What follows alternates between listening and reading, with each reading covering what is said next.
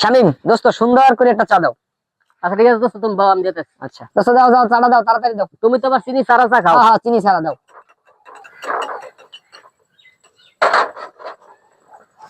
এই নাও দোস্ত খারাও, আজকে একটা কথা না কই আর পারমু না। দিব্য লইছিল গইরা তোমার দ্বারা যে আমি চা খাই, কয় বছর ধরে চা খাই? হিসাব করলে তো বছর 4-5 হবে। বছর 4-5। আমি কি চিনি দিয়ে চা খাই?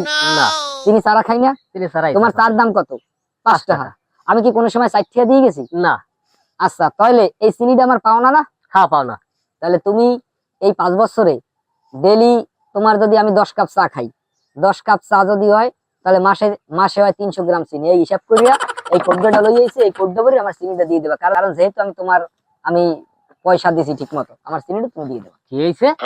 কি হয়েছে বোঝো নাই? ওরে ছেঁচড়া করে ছেঁচড়া, তোর চিনির কপালে মারি পিসা। বেটা